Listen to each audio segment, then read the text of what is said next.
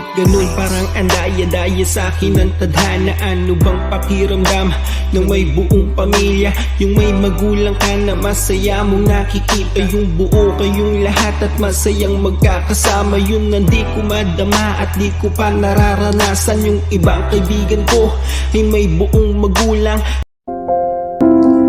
Kamusta? Kaya pa ba? Alam kong pagod ka na. Pagod ka nang magpanggap. Magpanggap na masaya ka, na okay ka, na buo ka, na kompleto ka sa harap ng iba. Alam ko ring walang nakakaalam kung ano yung nararamdaman mo sa tuwing uuwi ka ng bahay niyo na walang sasalubong sa'yo.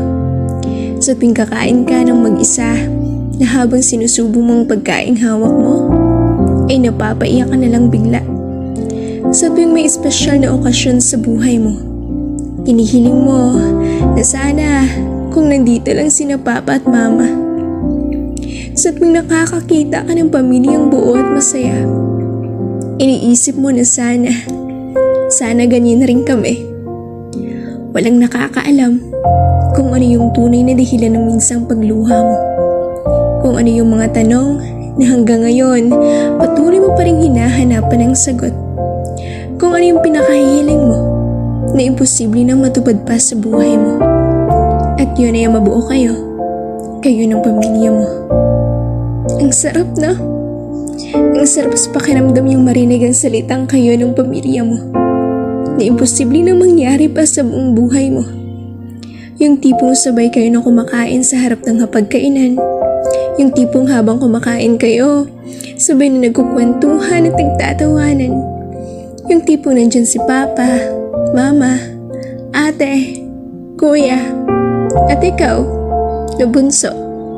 Yung tipong may sumusuporta sa iyo sa tuwing sasali ka sa patimpalak. Yung may mapagsasabihan ka sa bawat problema mo.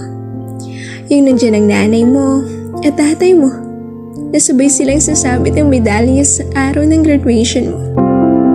Ang saya siguro ng ganoon, no?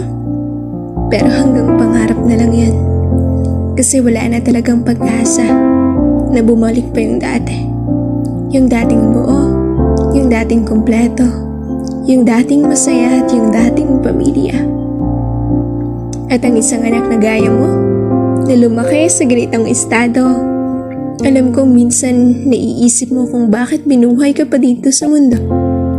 Kung puro lang naman pikit yung mararanasan mo. Kasi nandyan yung inggit sa ibang pamilya na gusto mo din sanang maranasan sa sarili mong pamilya.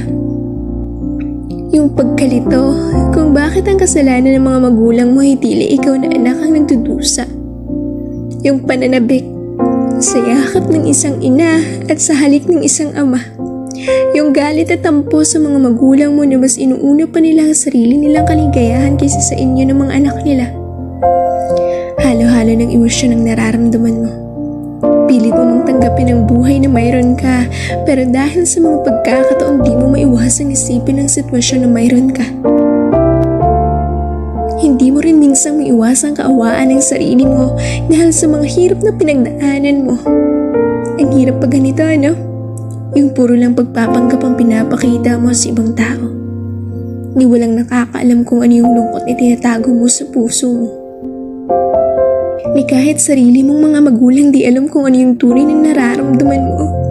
Kasi puro biro at pagpapatawa lang ang pinapakita mo. Pinapakita mong malakas ka at matatag ka. Kaya nga akala ng iba, ang gaan-gaan lang ng buhay mo. Pero ang totoo, napakabigat na pala. Pero ayos lang. Kasi alam ko namang tutulungan ka ng mga karanasan mong yan. Sa buhay, para mas maging matatag pa. Huwag kang susuko, ha. Lagi mong iisipin na hindi ka lang nag-iisa. Marami tayo. Kaya manalig ka lang. Makakaya natin to.